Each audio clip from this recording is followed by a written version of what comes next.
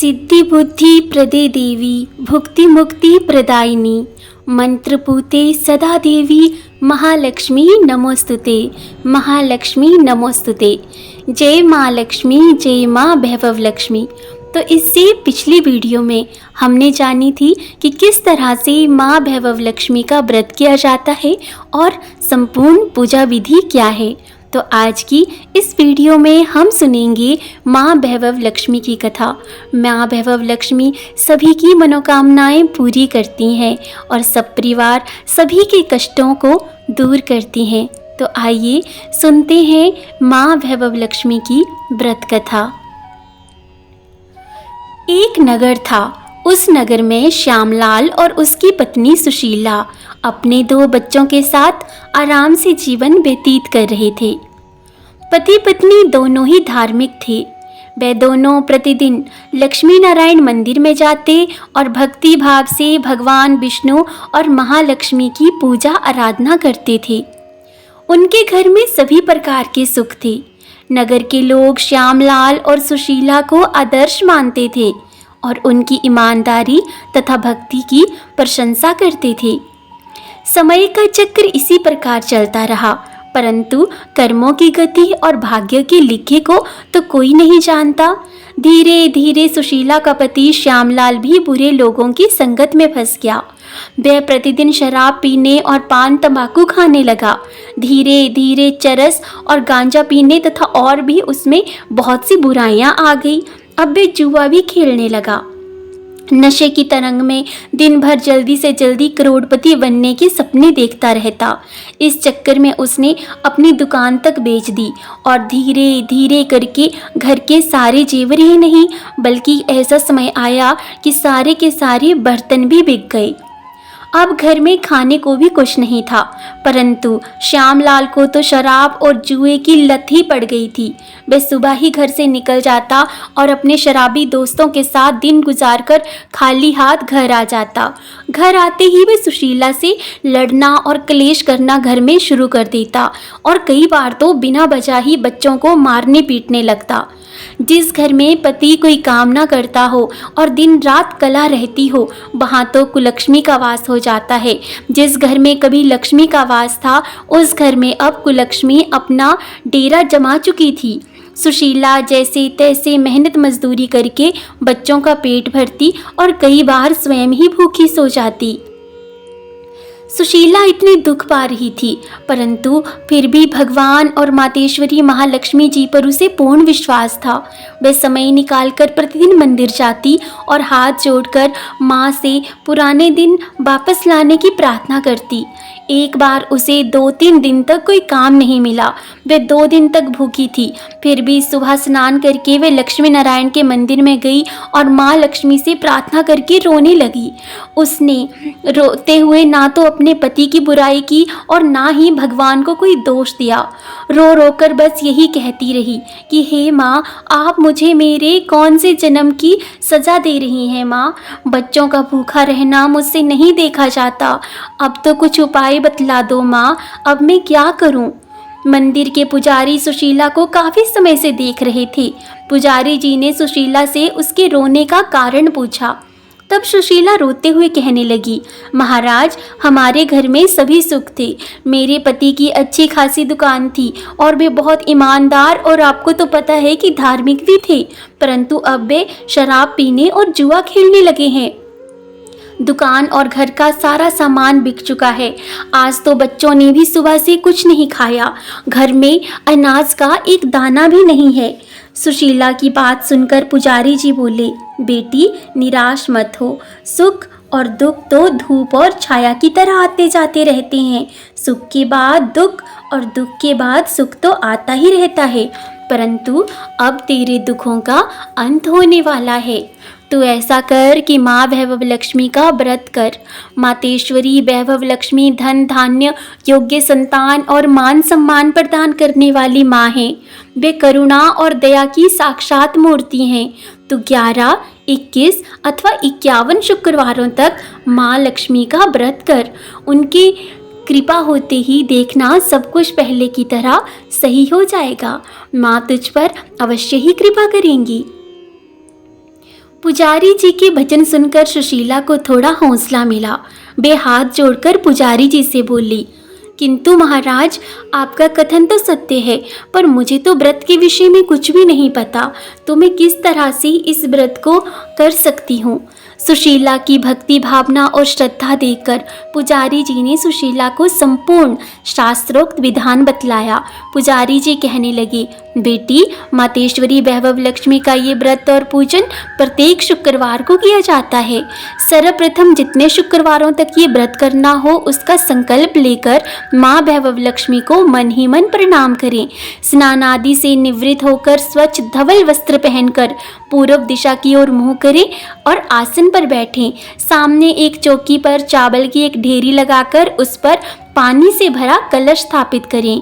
ये कलश तांबे अथवा मिट्टी का होना चाहिए। कलश को कटोरी से ढक दें और उस कटोरी में कोई भी स्वर्णाभूषण रखें।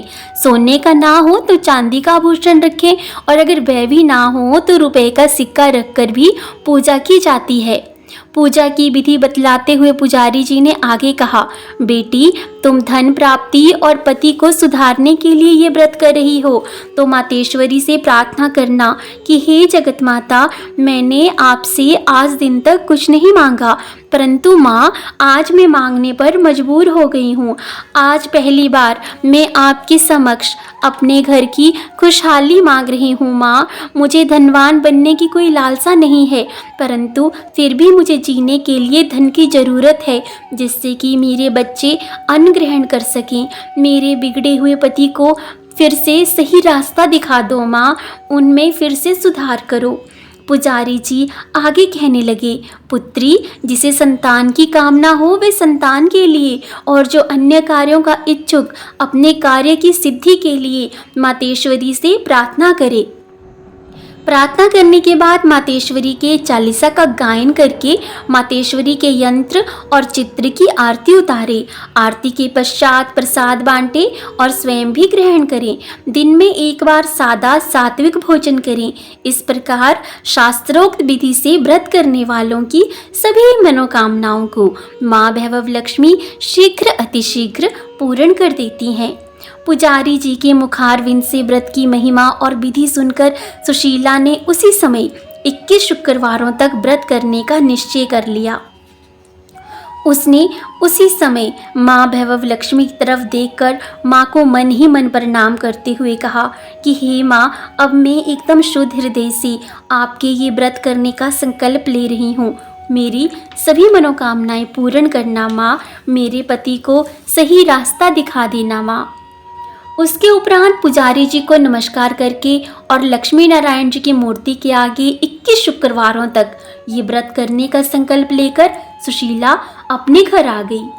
अगले दिन ही शुक्रवार था। वह मुँह अंधेरे ही उठी और स्नान आदि करके उसने स्वच्छ वस्त्र धारण किए।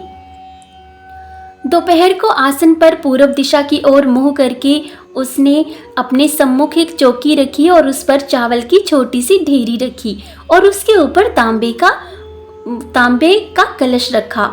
लेकिन जब स्वर्णाभूषण रखने की बारी आई तो वे धर्म संकट में पड़ गई, क्योंकि अब उसके पास तो कोई भी गहना नहीं बचा था।